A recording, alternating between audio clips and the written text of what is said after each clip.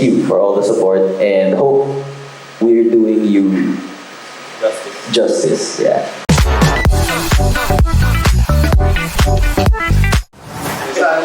Saan ka kapit?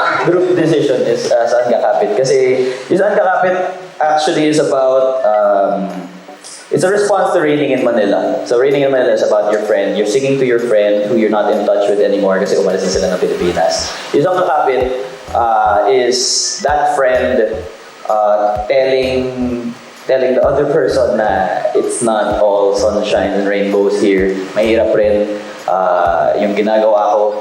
I went here. Actually, I was inspired by David, who studied in the US for 5 years. 5 years siya nasa US. Tapos, it wasn't an easy life also going there by yourself.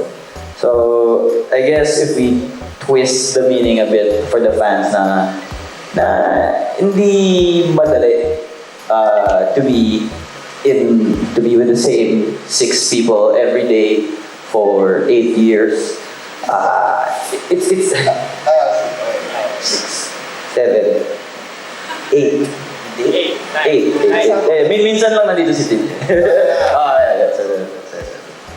But yeah, it's not as easy as it looks. Nababaliw na rin kami minsan, but it's also, we want this. Pinili namin to, and it might get hard sometimes, but we really enjoy this. Thank you for all the support. We always say that, but we also always mean it. Kasi 9 years na kami nandito, tsaka recently lang rin naman kami lumaki. Back in 2022, kami nag-start to be actually on the mainstream radar. And we have fans that have been there since the start na we'll see later. Actually, later rin sila mamaya. And thank you for all the support and hope we're doing you justice. Yeah. And thank you to the fans who've been there through all steps when we were gigging in bars. Tapos when we changed the lineup, they were still there with us. And with the newest roster, they're still here. And of course, to the newer fans who were watching us for the first time and getting it. Yeah, letting go of Jokes and Renzo was hard, I guess. And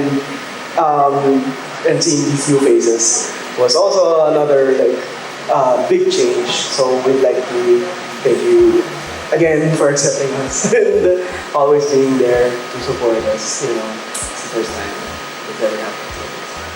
Yeah, I just want to say thank you for remembering us, every single member or sessionist of a band. For context, I just became a member this year, and even back then, they still knew who I was.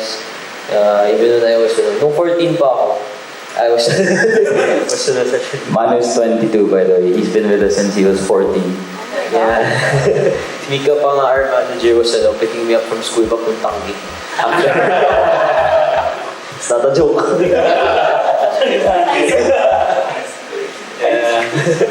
So yeah, even back then, they knew every single one of us. And yeah, thank you so much for all of your support.